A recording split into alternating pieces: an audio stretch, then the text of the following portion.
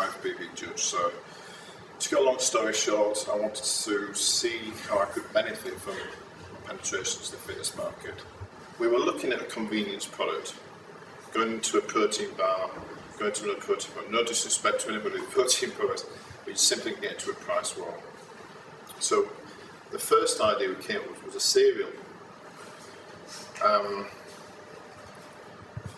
We then, on a trip to a board meeting, I was eating a couple tins of tuna and a packet of crisps.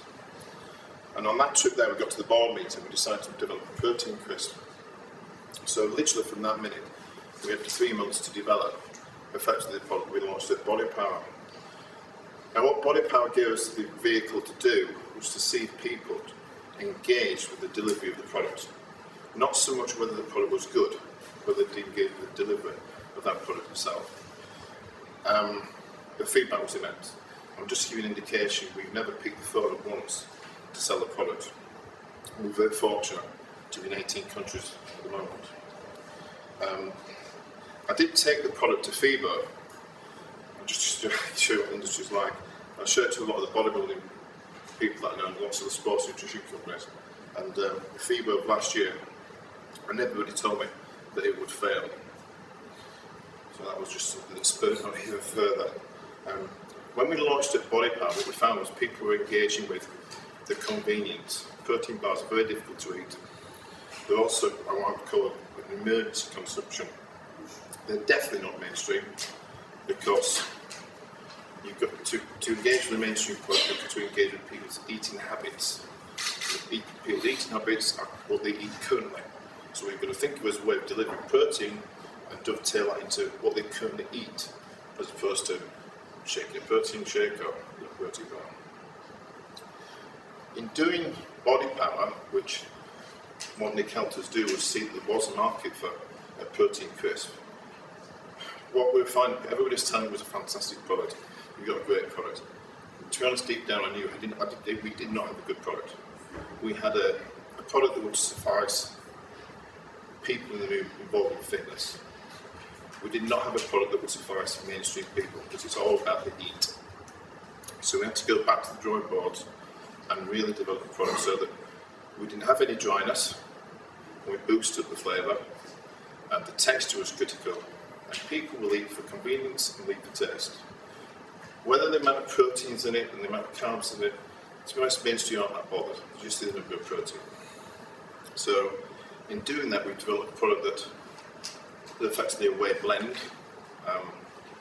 We're not competing against protein bars, I don't see that as our market. We work with DuPont, you know DuPont, just to give an indication of how the market's trending. One supplier we know makes 450 million protein bars alone into the UK and Europe. Now protein is trending.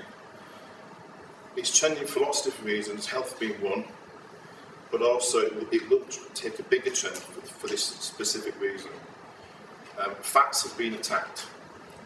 Fats have been attacked in the press and everywhere. Everybody said low fat, low fat, low fat, don't eat fat. What they don't talk about is the sugar. The amount of sugar content in most products is exponentially high, which will cause huge amounts of long-term effects. I know for a fact that people like the Milk Marketing Board and also governments are going to be attacking sugar. So protein bars, watch out, because they are going to be focused on the health negative effects of the amount of sugar in the product. And the only thing then left, of course, is protein. The American market is curving, trending for protein, but it's only curving in convenience products. The amount of protein tubs are dropping, the amount of people buying RTD drinks are increasing, the amount of people buying protein bars are increasing, which is fantastic for me, because we're cheaper than a protein bar, and the amount of times, the frequency of consumption, people eat a protein crisp or a crisp, familiarity with crisp, is far greater than you would think of buying a protein bar. And this is the reason why I think the market needs to change. People like Maximuscle, they are into Tesco's, and muscle milk are getting to mainstream. There's a big problem with them. The visual communication is aimed at sports nutrition. That will not work with mainstream, especially women, because they think you're going to get too big. So your brand and visual presence, that's just one of the things that we're doing. But your communication has got to be aimed at mainstream. If you get that right, you get your price point right, then you've got a chance. If you simply put your protein product out, looking like a protein product aimed at sports nutrition, these will not cut it in mainstream sales. Fair fact. I'll give you an indication.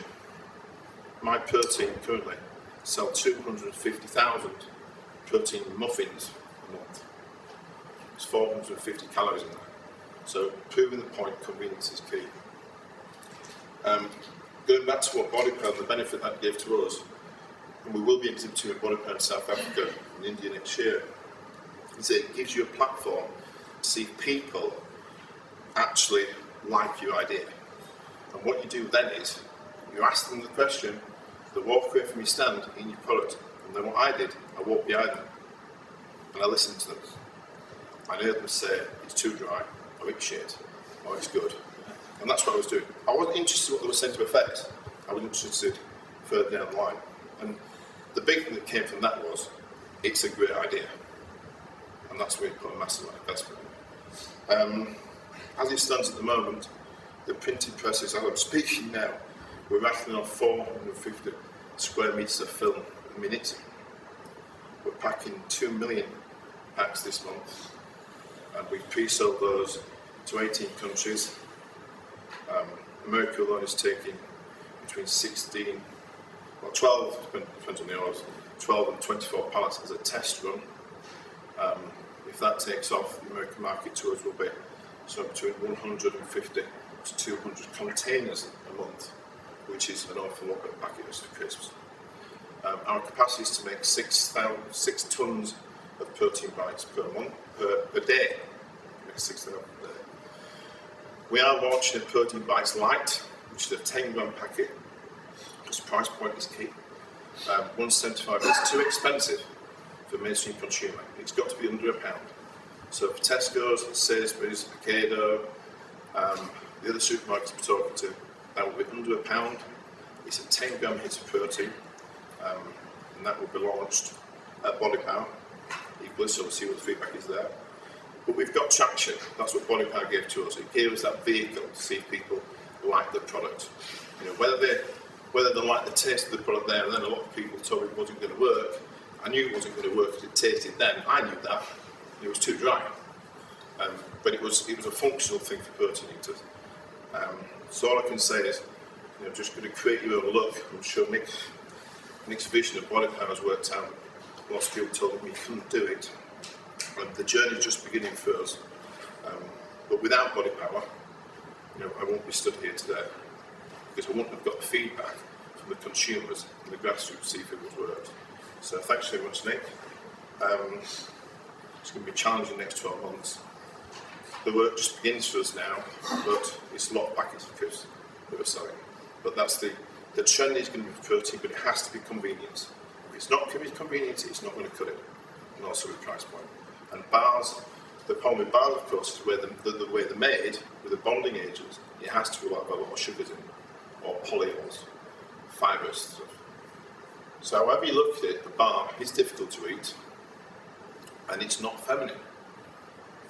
It's not a feminine thing for what women be seen with. It might be for athletes, but for mainstream women, they don't be seen with bars. If you look at the type of food they eat, it's very feminine there. So yeah, it's been a bit of a journey.